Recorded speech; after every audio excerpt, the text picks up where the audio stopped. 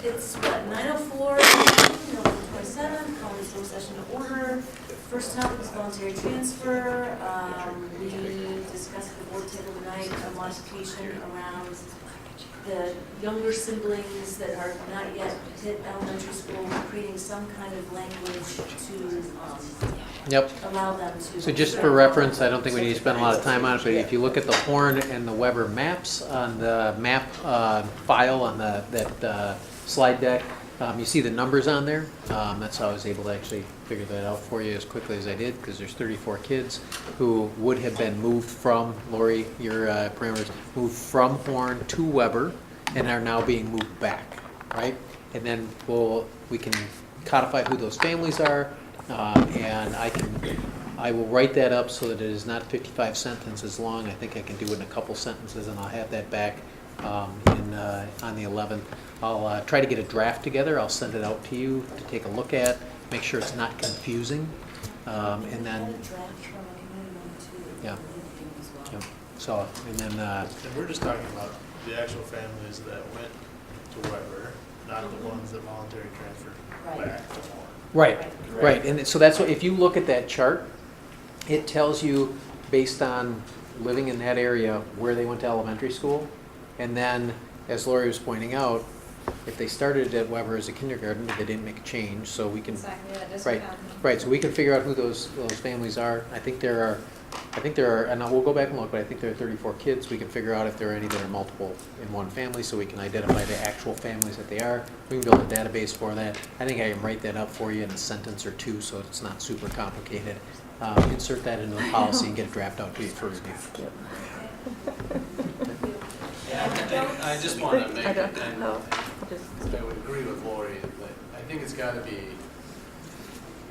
I don't want to get too far down crafting the words, but, you know, for families that had moved in 2016 in this area, their grandfather for younger siblings as of now, right? I mean, there's got to be some language in there that doesn't make this a 12, 15, 20-year grandfathering. It's got to stop with siblings that are there now.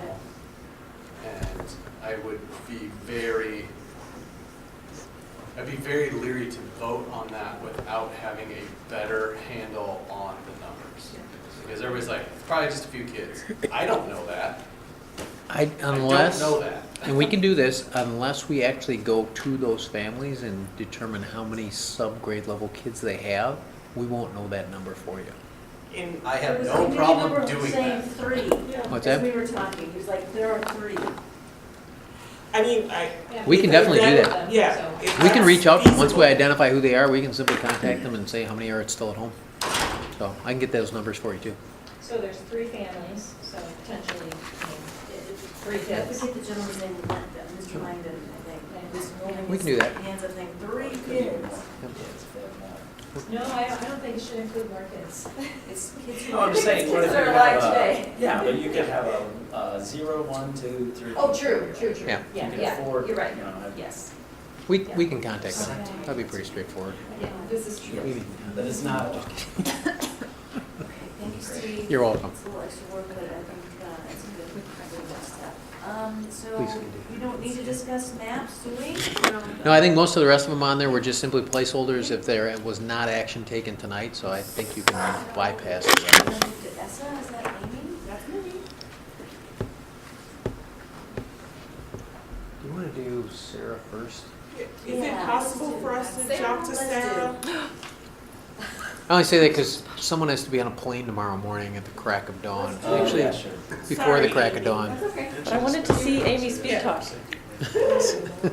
you want me to run the slide for you, or do you want to run? Oh, doesn't matter. Oh, you mean like press go? Yeah. Oh, no, I can do it. Okay. You guys don't have a clicker. We do, there's one buried somewhere. Oh, I have one. I have one.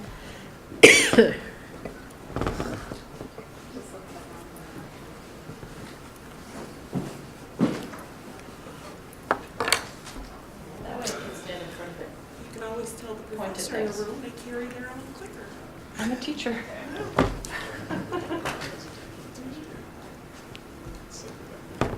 My day job is teaching.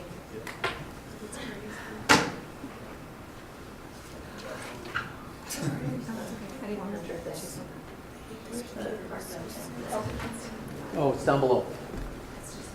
It's a little one.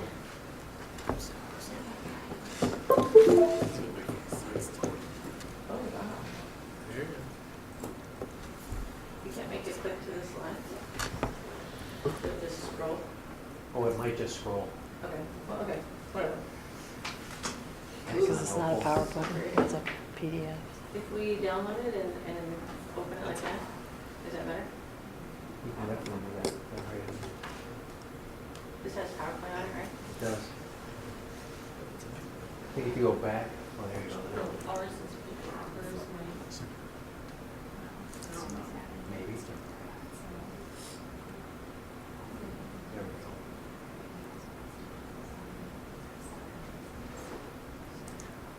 Oh, is that slow? Really, nobody's ever opened one. it's okay, it's a research mission.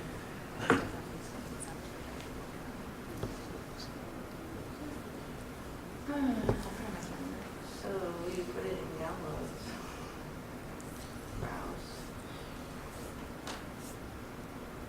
Downloads. Not be those. I'll just put it on that, I'll just, because I think this is a PDF, right? It is, yeah. I have a flash drive also. What's the presentation on?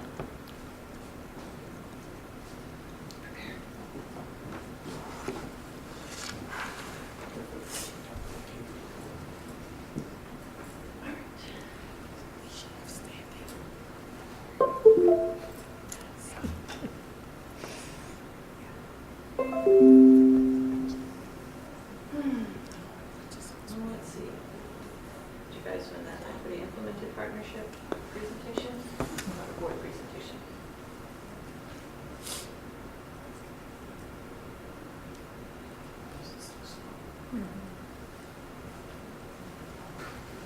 What is that? Oh, good.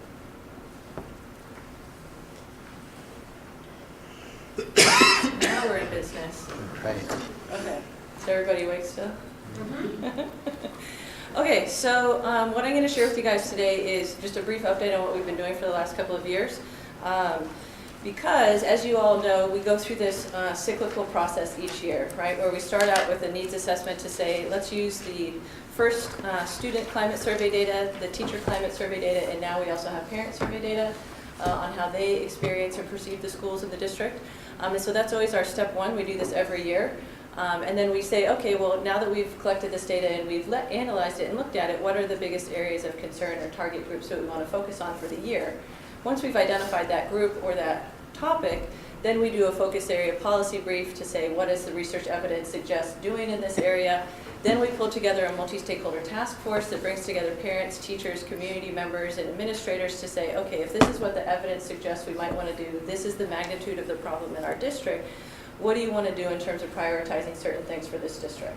Ruthine has been a part of one of these task forces that I'll talk about tonight. Then we help with the implementation of any of the recommendations that have been adopted and approved by the school board. And then we help with the evaluation of major programmatic changes to see whether or not these programs or initiatives that you've started have actually moved the dial.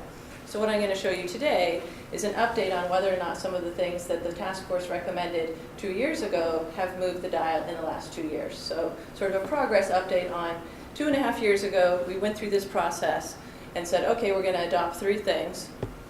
The task force, 3 years ago, 2.5 years ago, the task force focused on racial equity because we demonstrated through the school climate survey results that there was huge racial inequities in how the students were experiencing the school. And that was attached to also the substantial inequities that we already knew about in terms of achievement gaps and disciplinary disproportionality. So that was why we focused on racial equity in that first year. The 3 main recommendations that came out of that task force, which Ruthina was a part of, was first we needed to have some sort of cultural competency training for educators. That we felt like, this task force felt like if you do anything in this district, you need to really start out with training the teachers in some basic way. Otherwise, anything else you have to do with race or ethnicity, you're not going to be able to move the dial. The second one was they wanted to use an approach that's called restorative justice, and they wanted to do this because it was seen not only as a way to reduce racial disproportionality in discipline, but also to achieve a greater school community. So things like increasing the student-teacher relationships across race and building a greater sense of school community. The third recommendation was retaining and recruiting more diverse staff and teachers. So not only recruitment, but retention efforts being bolstered. And so what you can see on those arrows is what came out of those, right? So those were the recommendations of the task force. And what came out of those, for the first one was the implicit bias 3-year contract. And then in year 1, we did a restorative justice pilot for 3 schools. That pilot was only a 1-year-long pilot. The second year was not renewed. And so last year, it was just educator-initiated training. So if an educator was interested in doing some restorative justice training, sometimes the district paid for them to go to weekend training. Sometimes some of the schools did things like book clubs and things like that to teach themselves about restorative practices. The third one, there's a couple things done there that are listed there. So what I'm going to do is I'm going to run through what we've learned from doing these 3 things in the district, because one of the things that the partnership does is help you to make data-informed decisions, right? So I'm going to show you the 2-year evaluation of the implicit bias training program. I'm going to show you where we're at in terms of restorative justice practice use and whether or not there are any positive impacts with that use. And then I'm going to just briefly tell you about a diversity sort of impact analysis that we're still working on and that we're going to work with Chase on as well. So in terms of the evaluation of implicit bias, so implicit bias training has been going on for 2 years in this district, and I'm going to just walk you through some of the key findings, and I'm going to tell you how we go about getting these key findings. We evaluate the program in 2 different ways. First, we do pre- and post-assessments of teachers that are involved in the training, right? So before you start the training, we ask that you fill out an assessment that asks you different things like what is implicit bias and things like that. And then after you're done with the training at the end of the year, we ask you the exact same question. So then we compare pre to post. What have you learned? What have you changed in some way? We also added items to the teacher survey that all teachers and staff get in the entire district so that we can say in the schools that have been trained already, right, either in the first or the second year, what do they look like compared to the teachers in the schools that haven't been trained at all, right? So those are the 2 kinds of analysis that we can do. So what I'm going to walk through really quick, and you can ask questions if it's confusing, is some of the key findings. So the first key finding is really that there are small impacts from the implicit bias training. So on the left-hand side, this is showing you the pre to post for both the cohort 1 schools, which were trained 2 years ago, and then cohort 2 schools, which were trained last year. And it's showing you knowledge of implicit bias. So we asked them on the pre-assessment, please define implicit bias, and we code whether or not they can actually say what the different parts of the definition of implicit bias are. What you can see on the left-hand side, that especially for cohort 2, there are some small increases, right? They learned a little bit better how to define implicit bias. What you can see on the right-hand side, that's comparing schools that have been trained versus those that have not been trained at all, not exposed to this training. So cohort schools 1 and 2, they have gone through 1 year of implicit bias training, right? And so you can see 92 and 90% of those teachers are saying, yes, I have the ability to define implicit bias. That's a self-reported, I can define implicit bias, right? And you can see that that is higher than the schools, cohort 3, that have not been trained at all. But it's a small difference. So again, it's a small impact, right? So you see small gains from the pre to post assessment, and you also see small gains when you compare teachers that have been trained to those that haven't been trained at all. Does that make sense? Yeah, and this is with 1 year of training? Yeah, so the second year of training in cohort 1 schools isn't really a second dose of the same training. In some of the schools, they worked with ILTs only, so each school was slightly different, but they didn't get another dose of the training. Okay, because that was one thing I got from staff, is that, and I'll give you the quote, is that some teachers and staff have been in this training since it started and are getting the exact same training over and over, and the question was why.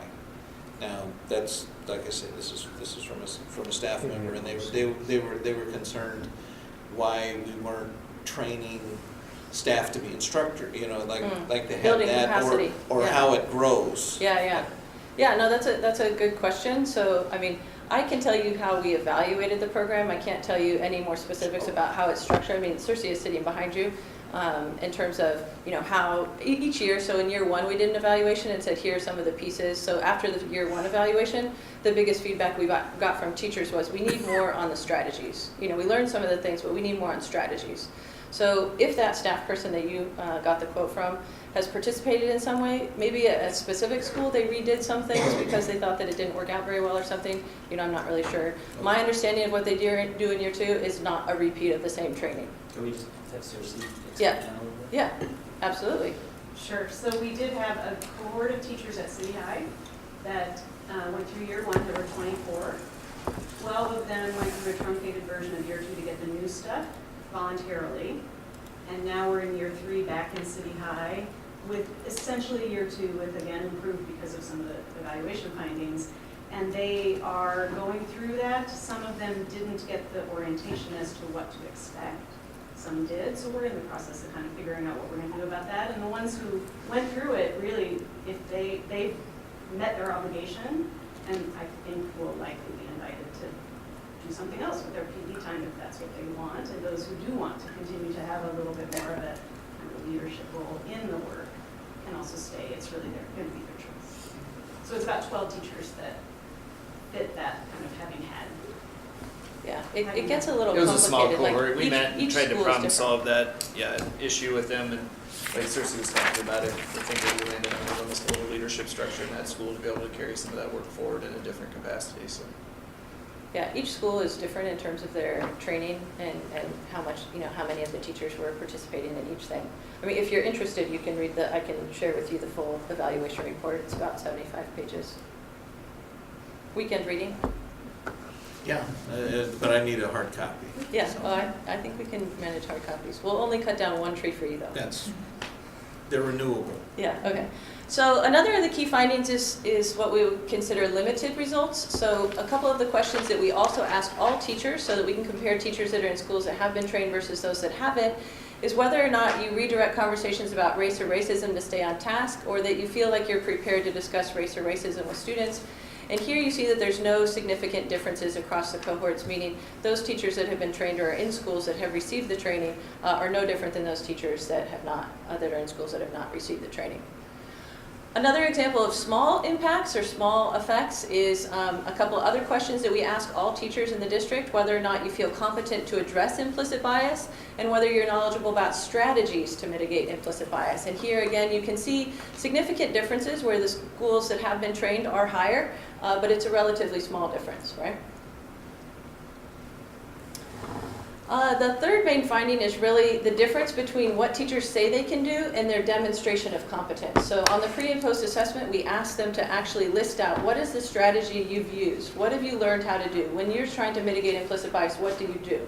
List a specific strategy. So that's what you're seeing on the left-hand side, is the percent of teachers that are saying, oh, I've done something that's related to teaching methods or practices, or I've done something related to personal development, like thinking more about my practice, things like that. And so that's what you can see on the left-hand side. So there are some increases, especially for cohort 2 schools, mostly around personal development. That's what that black line is. But if you look at then, that's them demonstrating competence, right? They have to write it down themselves. If you just ask them that if you're knowledgeable about strategies to mitigate implicit bias, you can see the percentages are way higher, right? So 81% of teachers in those schools say I can do it. But then when you're asking them to actually demonstrate by saying what it is, they're much lower percentages, right? So there's a mismatch between what the teachers say they can do versus what they can demonstrate competence in doing. Same thing here with practices. So when we ask not just what are the strategies you use to mitigate implicit bias, but what changes to practice have you made, we see the same pattern where lots are saying that things about personal development, but then when you look at the percentages that say they can do that they've actually implemented changes to practice are much higher. So again, a difference between demonstrated versus self-reported competence. So those are the key sort of takeaway findings from the implicit bias year 2 evaluation. So the key recommendations here is one, for the training to increase the knowledge of and ability to use strategies and changes to practice, right? We don't want just people to know what implicit bias is or to say that they're thinking about changing, but we want them to actually know about the practices and make changes to practice. Some of the feedback we got about, so on the post-assessment, we asked whether or not the participants have any suggestions for improvement. So some of the suggestions for improvement are around the organization and clarity of the training and the structure of those. And then the last is sort of a more holistic recommendation for you all as a board is really the implicit bias needs to be seen as sort of a piece of the puzzle. It's necessary but not sufficient, right? It's like it's a building block, but then it's up to you all to decide, if this is how much we grew from doing a year or 2 years of implicit bias training, or 3 by the end of this year, then what do you want to do next, right? All right, so that was the first recommendation from the task force on racial equity, right? Are you guys still with me? Yeah, I'm super worried about that last comment though, because, so we've done this implicit bias training, do we have anything else in the pipeline to continue the engagement and the learning? Because if we just don't have anything else, I'm afraid what we've done is just going to be for naught. Yeah, so this is a good question that I think should come back at the very end, which is the update to the comprehensive equity plan. So one of the things that I'll say there is thinking about this more structurally, not just like it's always a one and done, or it's a special program or something. That you need to have a longer term strategic plan about it, and that's where that would come in, right? Attaching it to metrics, building on what you already have internally as a capacity, and then building on that. And so that's not something that I should decide.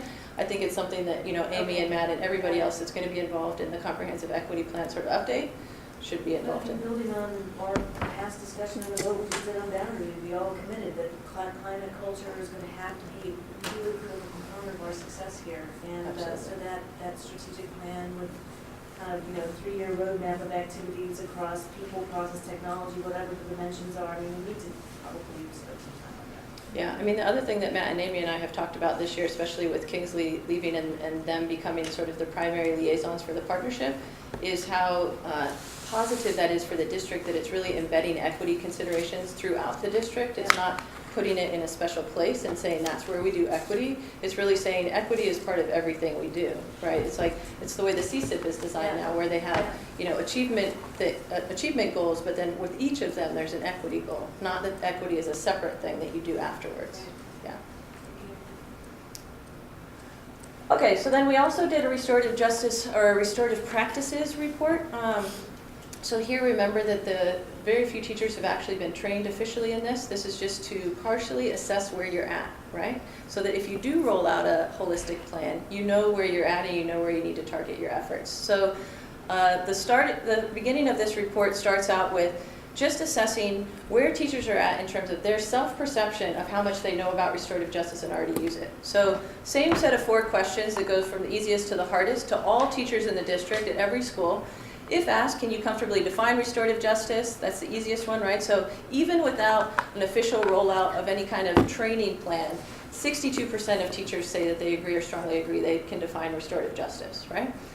You're knowledgeable about restorative justice practices, still over 50%. I feel competent to use restorative justice in addressing conflict, and you've successfully implemented restorative justice practices.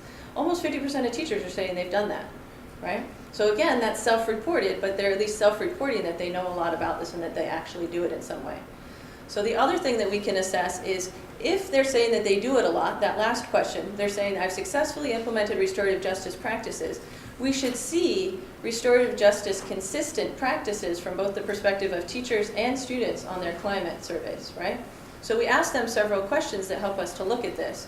The one that we think is really interesting is one about collaborative conflict resolution. So the question is, do teachers and students work together to address behavior problems or conflicts? So on the left-hand side, that's showing you the responses from the teacher survey. On the right-hand side, it's showing you the responses from the student survey. They're both asked the same exact question. And what it's doing is each of those dots is a school, and it's plotting for you the schools that have been saying, yes, I use restorative justice more, right? Versus the percent of teachers that say, yes, we work together to solve problems. What you want is you want the line to go in this direction. You want the schools where more teachers are saying that they do restorative justice to also report that they work collaboratively with students to solve problems, right? So that's, you want the line, which is just plotting the relationship for you, or the association. You want it to be going up. You want it in the schools where they do more restorative justice to do more demonstration of the practice. But both from the teacher's perspective and the student's perspective, you don't see that relationship. What that tells you, and we see this across a number of different things that would be consistent with restorative justice, there's not the positive relationship that you would expect. So that tells you that teachers think they're doing it, but they're not doing it with fidelity, right? They're not doing it, even their own self-reports, they're not doing the practices that are consistent with restorative justice. So we can also look at the data in PowerSchool to see whether or not the office referrals, the actions that are taken in office referrals, are consistent with restorative justice in the schools that say they're using restorative justice. So what we've done is we've classified the disciplinary actions that are taken that are recorded in PowerSchool, right? So every time somebody's sent to the office, you have to say what happened to them. So we've categorized them into things that are consistent with restorative justice, things like apology or individualized instruction versus punitive, mostly things like suspensions, versus other actions.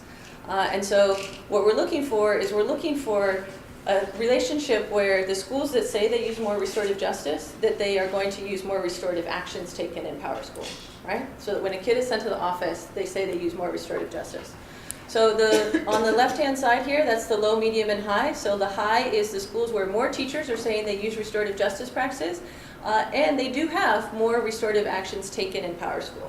So it's a small uptick, so that is consistent with what you would expect, but it's a pretty small difference, right? And the thing to notice also is that all of those bars are really low, so the vast majority of consequences that are given to students are still in the punitive sort of column.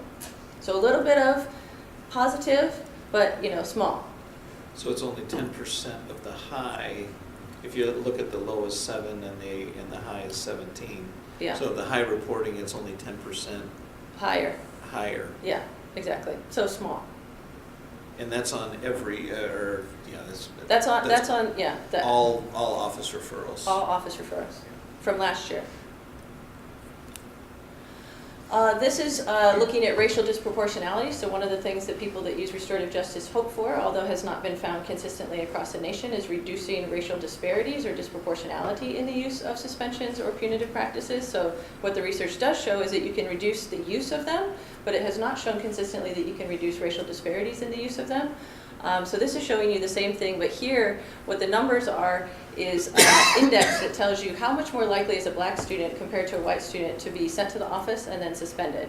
So on the left-hand side, this is telling you that for black students, which are in the middle there, the low one is the low restorative justice use schools. They're 6 times more likely to be sent to the office versus 3.5 times more likely in the schools that use more restorative justice.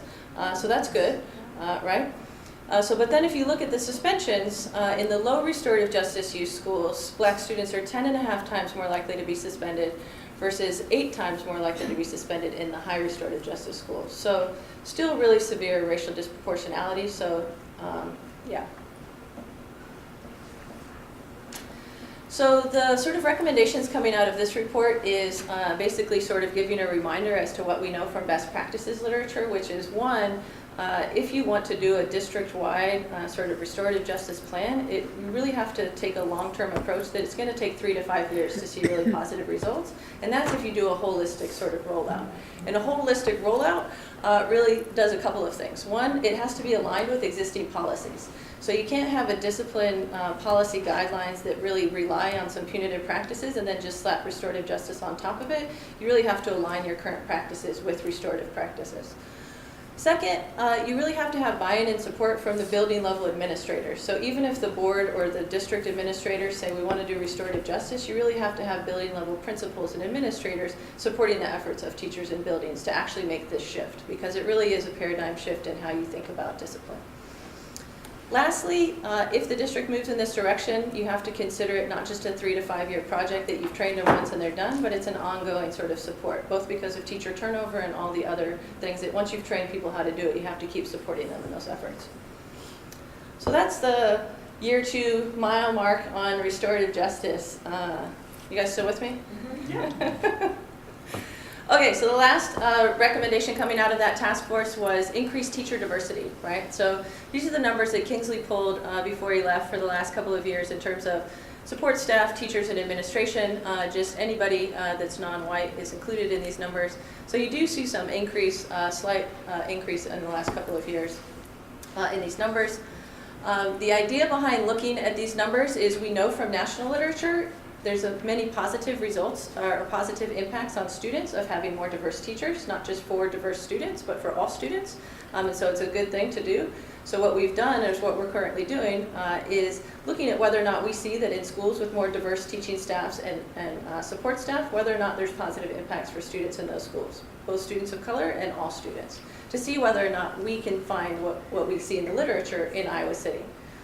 The short story so far is that not quite, not really. And we think that's because we don't actually have any schools that have a high degree of teacher diversity. So we're kind of looking for an effect that you tend to get at a threshold, and we don't even reach the threshold for our schools. You know, so we need to bump it up in order to see any impacts. Right, and sorry to jump the gun It's on okay. that one, but I kind of saw that one coming. What's the closest example we come to? I don't know off the top of my head. Okay. I apologize. Alexander. Okay, Yeah, so we do- and as far as, and what do you have like a quantitative percentage of what you're shooting for, you know, support staff, teachers, administration, that type of thing? Yeah, so there's not a cut point that, or a threshold that the research literature has said, if you get 25% or 30, there's not a thing, there's not a cut point like that that's been identified. The other measure that we look at is mismatch between students and teachers. So at a school like Kirkwood, you might have diverse teachers, but you also have diverse students. And so we do the analysis not just with what's the percent of non-white adults in the building, but also what's the mismatch in racial composition between the students and the teachers, to see whether or not schools with greater mismatch have worse outcomes for students of color, or when there's greater match, then you have better outcomes. So the other part of this report that we're going to share with Chase very soon is basically a review of the national literature on what are all the best practices related to how to not only do a better job at recruiting, but more importantly also retaining teachers and staff of color in predominantly white settings. So this is something the university has just gone through in terms of having a more robust sort of HR sort of infrastructure around this, both for faculty and staff. And so this is some of the stuff that we're drawing on to make recommendations in that area. Okay, so that was 2 years ago, right? All the way up to now, so that's the progress that's been made in this process. So a year and a half ago, the partnership focused on LGBT. I'm not going to do the same thing where I go through all of this because Kingsley gave you an update on this in July. I will say that all 5 of these recommendations are currently being worked on and adopted in some way. So we're in the implementation phase of most of them. There's a steering committee that meets every month to talk about sort of a roadmap for implementing each little piece of these 5 recommendations. So I guess the bottom line for you all is that, you know, your public statement of support for LGBT students is not the sort of final thing that's happening, that the district is clearly sort of making incremental, you know, less visible but very incremental progress on each of these things. So I'll just speed through this part. So the last sort of thing I wanted to say is, I think the partnership provides you all with an opportunity to sort of do this sort of cyclical process that helps you to make data-informed decisions to help with your strategic planning and everything else. And these are just some of the different examples of what we've been doing this year in order to make this a reality. So the first is helping with the school profiles in terms of giving each school their culture and climate data from the teacher and student and parent survey so that they can use it in their CSIP process. They can use it to help identify whether or not they've made progress in the areas that they worked on last year, but also help to identify goals and things like that around what they're trying to do. So Yes. you just present that to them. Do you actually work with them in incorporating that into their CSIP, or is that left to our administration team, or a combination of all that? It's a combination. So I go out, so they get hard copies of their profile, and some schools distribute it to all teachers, some distribute it to their ILTs. I come out and do a presentation that walks them through their key findings and explains what they mean. And then in some schools, we have a conversation right then about how they could use this information in their CSIP. Other schools, they bring me back and they say, now that we've had time to digest it, can you come back and help us talk about X, Y, or Z? Other schools, that doesn't happen at all, and so that's where Amy and Matt come in. So school profile data is being distributed in very different ways. That's and I'm just trying to wrap my head around that. So some buildings, the teachers and staff never see this. It's only a few, so almost every elementary school, their entire teaching staff sees the presentation. A few of the secondaries choose not to. They have me present to the ILT and I never go back to do a full staff presentation. Is that a missed opportunity?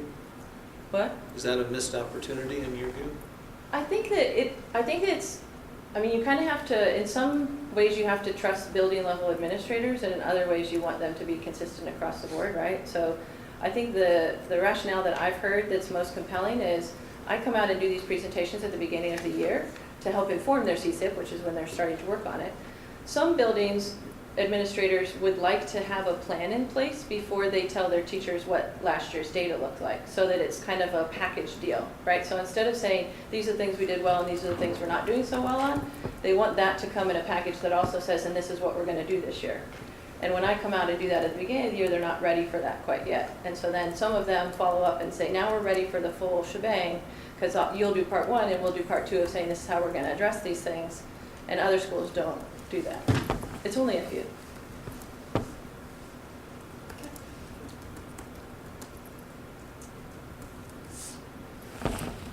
Okay. So we also give the district a profile, and this helps the district in looking at where teachers, students, and parents are at in terms of just comparing their perceptions on similar items, right? So you can see in different situations whether parents have very different perceptions of school environments than the teachers and students. Another example of what we do with the data is right now we're helping to facilitate the safety committee, and so we pulled together a safety committee, safety brief, looking at, you know, what do parents think about safety in schools, what do the students say about safety in schools, and what are the teachers saying about safety in schools. So one thing I highlighted right there is the very last question on the parent survey is, what do you think is the most important priority for your school? And you can see that safer school environments was picked only by 8% of teachers that completed the survey last year. So it just puts things in relative perspective. We're also moving forward with doing a more robust analysis of your achievement and discipline data that you have in-house already. So now that you've hired a equity program manager, you are able to do things with your in-house data that are more sophisticated than just looking at disparities. So one of the things that Sangha is working on right now is looking at not just what do the disparities in achievement and discipline look like, but what are the biggest predictors or things that are associated with it that happen in schools. So is it strong teacher-student relationships? Is it having a mentor in the school? Is it having representative curriculum? What are the things that are the strongest drivers of, say, achievement for black students, achievement for white students, things that are actually reducing the gap? So that's analysis that we're currently doing. Same thing with racial disproportionalities. We're able to disaggregate your guys' data to say where are the disproportionalities happening.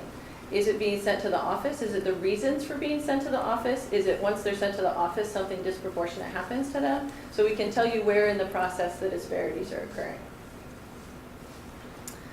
And all of those things are available because you have Sangha Kim now working for you, who's right there. Yay, Sangha Kim. She is the one that is doing the data analysis and should get all of the kudos. Because she's helping you all to build internal capacity, right? So she was hired with the Spencer Foundation grant that allows you all to use your own data to a greater capacity.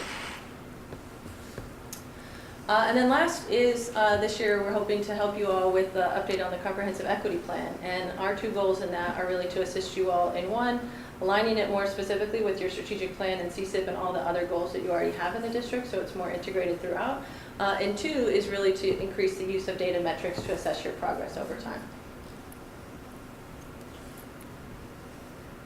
That's it.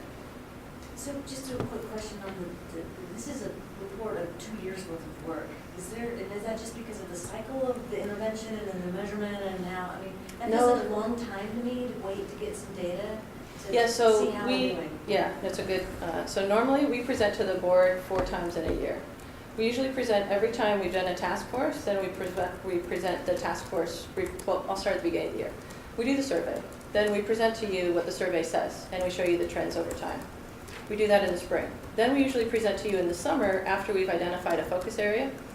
This year we didn't do that because you guys are going through a lot of transition already, and we've decided to help consolidate and make sure we're focused on the, making sure everything's working.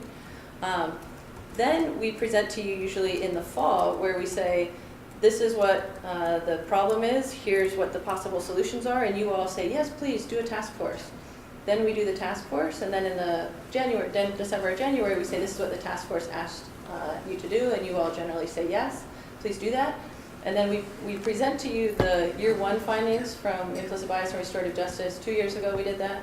So every year we tell you in the summertime, we generally tell you what the evaluation shows. We don't wait 2 years. I'm just giving you the 2-year update because most of you weren't on the board then. Got it. And this is sort of tracking your progress over time, right? So you could do a 1-year report and then drop it, or you could say, have we moved the dial in 2 years, especially for implicit bias, because it's a 3-year Well, I guess some program. of the stuff takes more than 1 year, but I just, just even incremental touch bases, little pulse survey kinds of things. I mean, is it way off the mark? Is it working? Is it making, I don't know. Yeah, you'll get a good sense of that this spring when we do the student and teacher survey, and you'll see 4 years of data to really track trends. Because 3 years you can sort of track trends, but 4 years is a real trend. Yeah, that's good. So you'll be able to see what it's looking like. So, one piece of feedback I got when I was going out into the community, specifically when I speak to communities of color, was a lot of feedback about implicit bias or feeling that from our support staff. And that, sort of people's experience with when they walk into the door, the first person they greet, and then they feel that that's not always a very welcoming. And so I guess, and as we move forward, say, well, here, we need implicit bias, and we need, and then what? What about those support staff folks? Because I'm just, guessing that a lot of, our teachers are probably more primed to be aware of these things, through their education, and at least, and as we see, they know the term. Whether they practice it or not is another story. But, with our support staff, we may need just that baseline of training, and I don't know, to me, I think that's an important piece, and I don't even know, do we really have PD for secretaries and custodians and? Some, and Okay. I mean, actually, not as much for those two groups, but we do have PD for our Food service. our paras and our food service. Most of it's more training and professional development, but we had that conversation today in cabinet about how do we identify what are those critical areas where we do professional development training and fit them in with the schedule we have, or how do we prioritize that, or whether we look at additional hours for doing some of that. And the other person that's not here tonight that I think has really made an impact, even in her short time on the leadership team, is Laura Cottrell. We brought her position on. We split out what Kingsley was doing with Sarah in the equity work to make it 2 roles. And I think that we're already starting to see her impact. Talking about long-term planning and working with Sarah, she's really found a nice position on our team and how she's helping to guide some of that work, and also to take some of those things. And I think she'll be a critical piece in partnership with Sarah and moving some of those things and helping us identify some of those areas as well. Yeah, and on your restorative practice report page recommendations, I'm sorry I didn't interrupt you when you were going through it, but you have buy-in and support from building administrations as a thing there. And I guess this is for the administrative staff. What are they doing to try and correct that with building staff?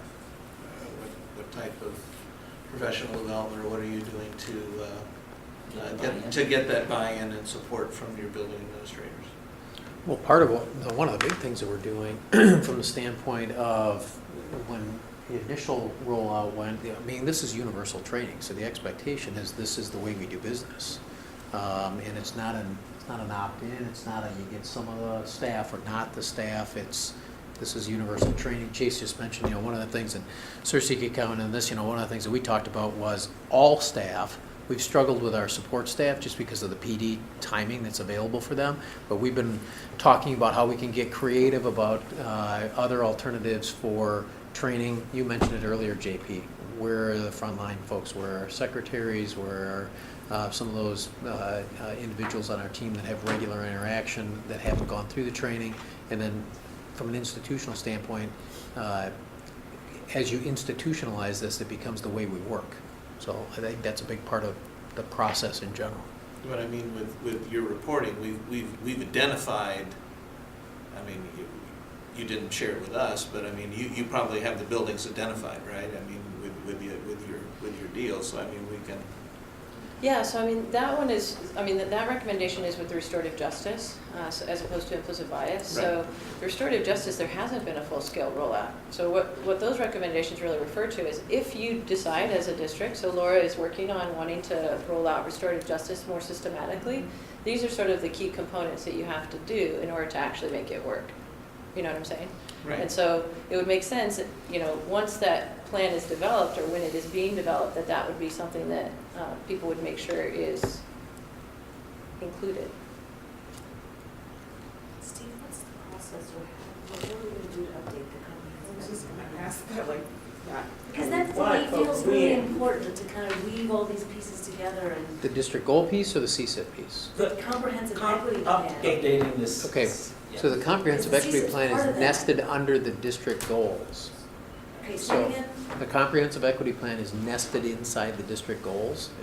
It's within goal 3. Yes. So part of our reaffirmation of our goal process is that reexamination of the comprehensive equity plan. So that's something we bring to you as part of that When process. does that happen? So who does it? We actually have the School Improvement Advisory Committee scheduled for 3 times this year. In the past, we've held it once a year. We are going to take a peek at or look at what Iowa Code is requesting us to do, which is review student achievement, look at long-range educational needs, bullying, harassment, but also use that same committee to update the comprehensive equity. Okay. And then they bring to you the plan, the recommended changes, and that's traditionally, that's been a June adoption for us as a district. That's where it falls in that cycle. So specifically, we, again, kind of split the work to make sure that, as Sarah said earlier, it lives everywhere, not just in one office. And so kind of by design or by job responsibilities, the lead on that is split between Laura Cottrell's role and the role of the new equity director. Who we're hoping to bring information, back to the board next month on that piece. And so we have that lined out as we try to figure out this framework, but we do have a couple of lead folks that Amy said in conjunction with the bigger group to do that work. And just from a theoretical standpoint or a calendar standpoint, why it comes to you in June is it gives that group that school year to work on it. So they work on it over the course of the school year and deliver product as we close in on the end of the school year, and the board has the opportunity to bring it in and Time to implement things for the next school year? that's the idea. Yep. So they will look at direction and practice. They will make recommendations for changes. We bring that to you as a board on their behalf. You take a look at it. They're using data to help inform what goes into the revised Right. plan, ideally, yes. I think it was staff, so, okay. The one thing, I'll go back to Phil's comment about principals and the buy-in though, and I know it's a little off topic of what we just got to, but I would say it's more reflective of the teacher you heard the concern from, and not that there's a concern about the training or anything that way from the principals, but they know there's an issue. They know there's bias. It's what do we do about it now? And it's focusing to those strategies. So whether it's restorative justice or it's to some of those other pieces that we need to work through with programming efforts. I mean, I really feel like that we're in that place. I don't think we're still trying to convince people that there's, an issue or that, they need to believe that there's something we're doing, to potentially cause this issue. It's about identifying what those are. And, part of the achievement gap is for us moving on to what are those access gaps we're creating. And I think that's where a lot of our conversations are going. So I think the leadership is there, and I would advocate from that way that they know they're there. That's a lot of our conversation, and then it's moving towards what can we do about it. Well, I would echo that too, is that, I've gone out to the schools 2 years in a row now to do these school profile presentations, and in year 1, there was a lot more sort of resistance to maybe these questioning the data, but now it's much more like, we recognize we're doing some things well and other things not so well. And so it's much more like, okay, we recognize there are these things going on. Tell us what we need to do if we want to move the dial in this way. One thing I just want to throw out there, and I don't know where it fits in this conversation, but restorative justice is not embraced by all parents, as I think you guys know better than us even. I've just picked up on that from conversations of parents, saying, well, why, aren't they doing this or that, when a kid does something or whatever. Punitive. Why aren't they doing something punitive is really the question that's asked. So again, you know better than I, Oh, yeah. but what do we do about that? Can I answer that? What's that? All right. So I think, look, just because I get this one a lot, you know? So, because I don't think it's an either or, and I think that's where it gets lost in the conversation sometimes, is everybody thinks right away we're going to jump away from any kind of a consequence and we're going to jump to just doing restorative practice. And I don't think it can be that, right? I still think we have to have clear, consistent expectations, and we also have to have clear and consistent consequences for negative behavior. The problem is that's a consequence. That's not a restoration of behavior. That's not fixing a problem long term. That's not long-term behavior improvement. Those are, you know, you can say they're fear-based or they're just punitive or whatever they are. We know that can be a short-term fix, but if we want long-term behavior change in situations or long-term relationship repair, that's where we have to embed the restorative pieces. So I think the work for us continues to have to be when we do have a plan to roll out restorative practices across the district, how does that get embedded next to those discipline protocols to say, every time we do something like this, okay, you were in a fight, maybe there's still going to be a need for a suspension for a fight for a period of time, but what's the restorative aspect of that? And I think we're informally doing those things. That's why Sarah's data would show that there's some skewed, you know, results across, because I think we probably have some buildings that are better about that than others, about how you bring kids together after a conflict and repair that situation. But we need to get better at it as a whole across the district. So, And I'd add to that.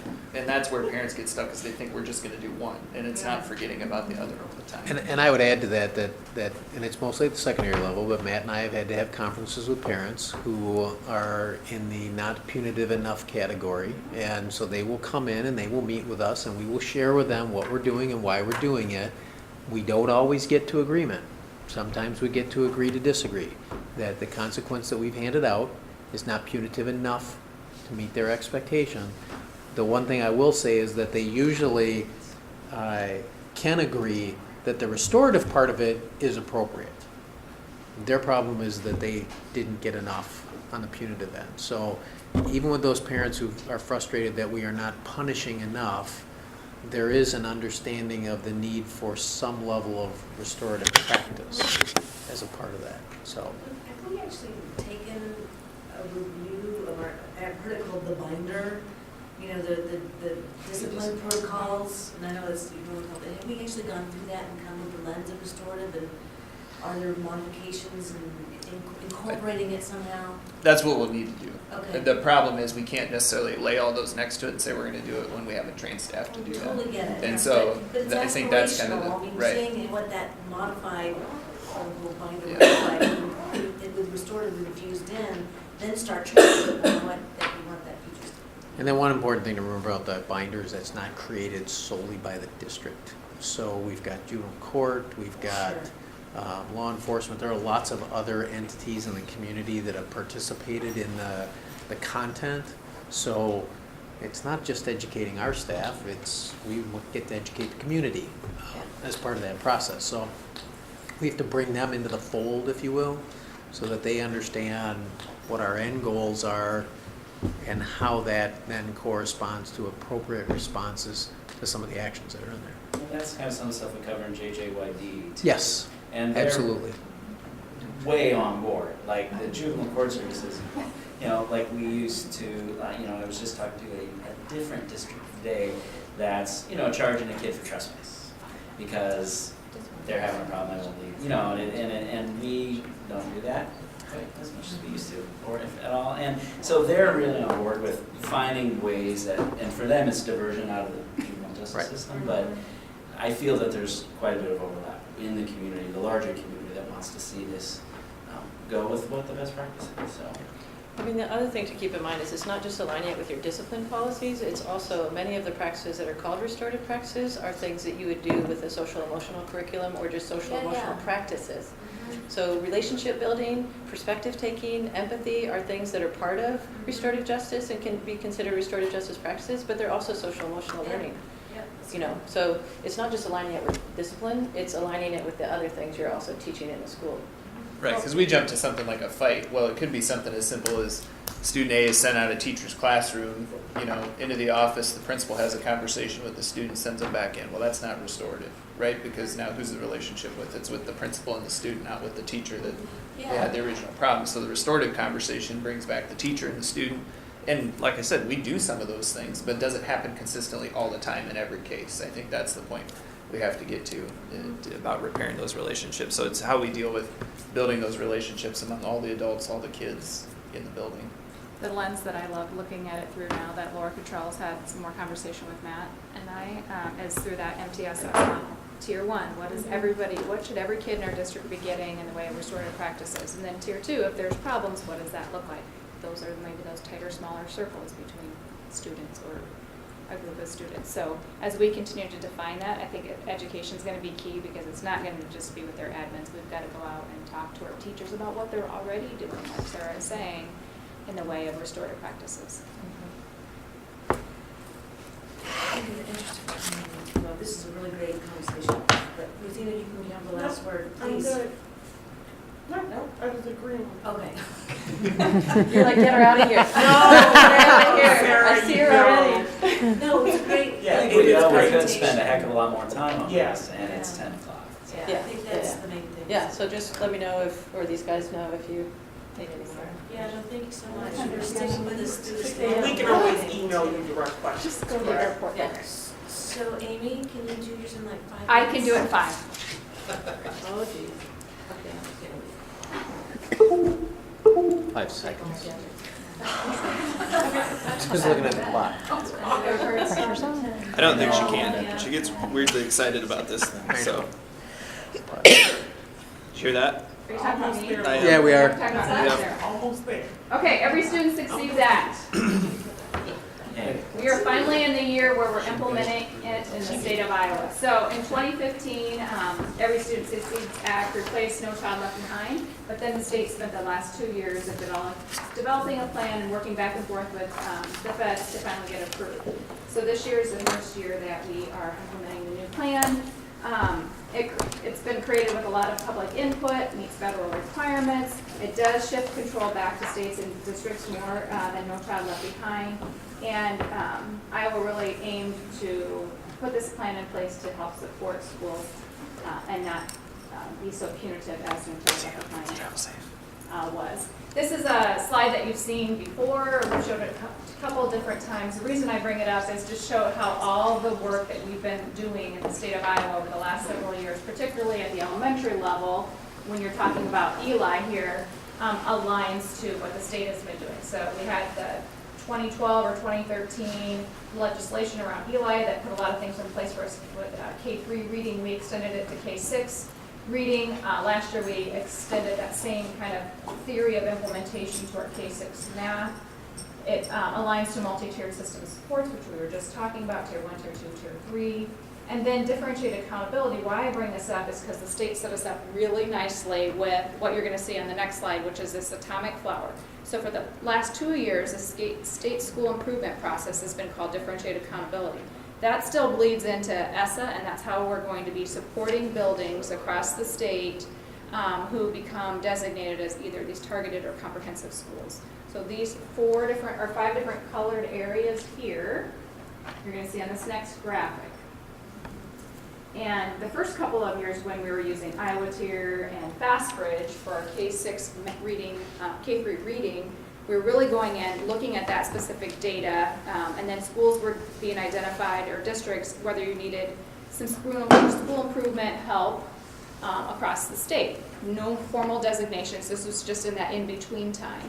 And so what the DE did with help and support from the AEAs is with the blue, yellow, and red petals on the atomic flower, they began developing professional development and workshops at the AEA.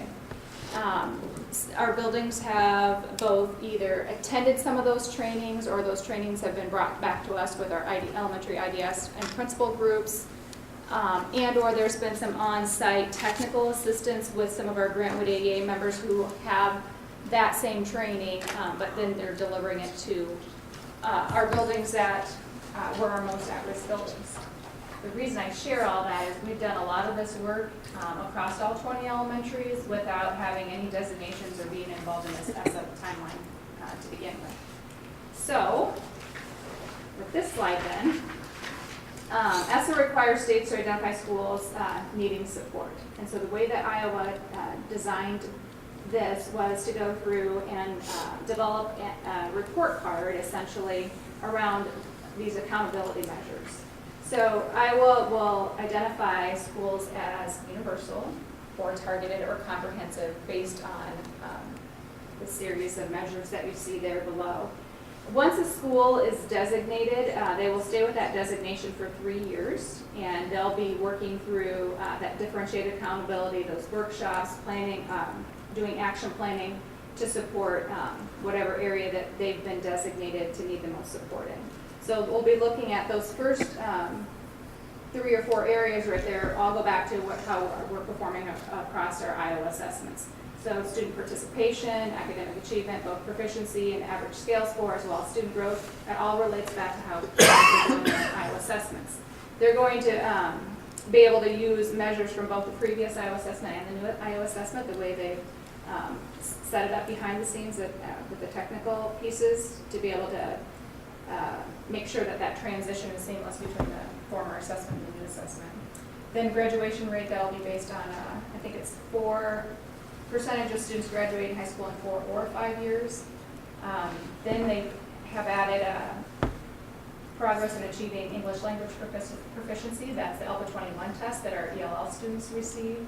And then it's conditions for learning survey. So last spring, for the first time, the state of Iowa released this survey, and it went to all 5th through 12th graders across the state. It's somewhat similar in nature to the University of Iowa survey that they give to our students. There's less questions on it. It looks at things like student engagement, safety, and overall, the overall learning environment. So I think the thing that is interesting to note with this, so depending on where you're at, what level you're at, the percentages of how much weight each of these carries is a little bit different from elementary, middle school versus high school. Of course, because we don't have the graduation rate at the elementary or junior highs. The thing that you'll note, though, that Iowa did in their plan was they have a component in there, and it's a rather large component for student growth.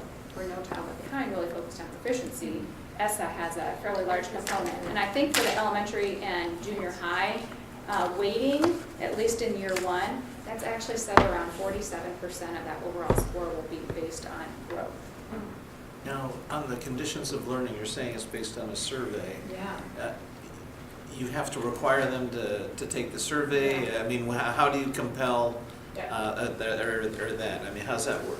So, in reading back through the literature that the state has provided us, it is voluntary, so students could opt out, but it's Okay. our 5th through 12th graders who were asked to take the test, or take the survey last spring in April, and we'll be doing it again. This year, we'll include 3rd through 12th graders. We pushed it out to all the email accounts and then did several reminders. But is there any requirement that you have to have a minimum number of respondents or anything like that? Do we get data on what our percentage of response? So it will break this down for us, and it'll be in this report that comes out to us next month. We should see each building get their own school profile. Probably informally be incented to get more of them to complete it. So how does Iowa go about then designating which schools need the most support? They've got 2 different groups being identified. Comprehensive, you could get the comprehensive label if you're a public school receiving Title I funds. So of our 20 elementaries right now, 10 of them are receiving funding, so they could possibly be designated as comprehensive. If they're the lowest 5% on that ESSA accountability index that we were just looking at. And here's the kicker, the difference really with compared to No Child Left Behind. Any public high school graduating fewer than 66% of its students. The tricky thing about that is you're seeing high schools being mentioned, and they wouldn't be typical recipients of Title I funds. So we will have to find some funding to help support the work that they're going to be required to do. And then as far as targeted, Does that include alternative high schools? yes, so it could include take. And so, I don't think now's the time for the conversation, but there might be at some point how we're calculating the graduation rate, because I don't think it's quite fair to Tate the way we're calculating the grant rate. Because if you go to Tate for an extended period of time, their rate's a lot higher than the Phoenix kids, but. Yeah, we're aware of that concern, and we've done some work this year already to start to rectify that, knowing on some of what happens to our late dropouts in high school, and then who ends up owning that dropout, where that goes, and so Tate's owned a big proportion of that right now, and so some of that needs to shift back. It unfortunately may not help them in this case. They may be designated, but that's where some of that will come from and need to be fixed. So the other category, which will capture more of our school buildings across the state, is this targeted category. And it can be any public school that has one or more subgroups performing as low as the lowest 5% of all students. And there's a slide later in the deck that shows which subgroups are looked at. I think the thing that's interesting about this is back in the days where you received your SINA designation, if you were not a Title I school and received a SINA designation, it didn't mean a whole lot for you.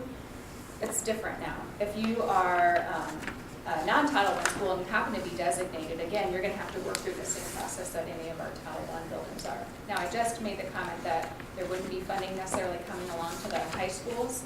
That would be true there too, but I do think there is some funding available to us.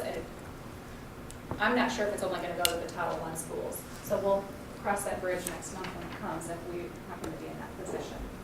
So the state has been reworking this timeline. The designations for all schools were supposed to come out in October, and the state of Iowa needed to bump those timelines. So sometime at the very top there, between December 3rd and 14th, districts will be notified about the designations each of their buildings will receive. I believe the category will be called universal if you're not designated as either targeted or comprehensive. And then from there, each AEA has a series of trainings set up across the state to help support the work moving forward. What ESSA requires us to do is to do, if you fall out as a comprehensive or a targeted building, is to do a data review, then work through something called the SAMI. It's a self-assessment of your MTSS processes in your buildings, and then write an action plan. So those were the 3 requirements. And when they condensed this timeline to have these designations come out more during the mid-year, those were the 3 things that they knew they still needed to get complete. So if we have any buildings that fall into those 2 designations, by May 15th, their action plans will be due back to the state. So earlier I talked about differentiated accountability and those petals on that atomic flower, and how the state had been, through the AEAs, pushing out professional development and workshops around assessment or interventions or universal instruction. Those are the other offerings that you see sprinkled in between during the springtime. We would have had opportunities to go to both universal instruction, professional development, and intervention, but because they squeezed the timeline, they popped the intervention opportunity out until the summer, and then those same workshops will repeat themselves again next year.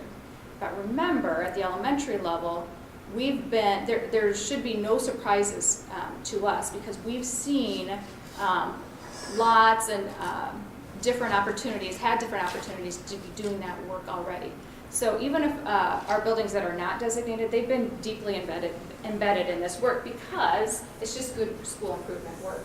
We will be looking at areas like reading, math, and social, emotional, behavioral, and mental health, so all 3. We did some work with our CSIPs to have our CSIP action plans aligned to what we thought the action plans that the state would be requiring any of our schools that get designated need to be. So if you could see our individual building CSIP plans, they're writing action plan. First of all, they're establishing goals for reading, math, behavior, and then school climate and culture. And then after they establish those goals, they have to write action plans, and their action plans are written to these categories. I'm skipping around here a little bit. I'll just go right quick back to that timeline. So next month, we'll have some buildings become designated, maybe have buildings become designated, if not, yay. Even if we do not have a single building, we will still be involved in this work that the state has set forward the last couple of years. We believe it's the right work to do. It's really just us understanding the strength of our multi-tiered system supports and those 3 categories I was talking about earlier.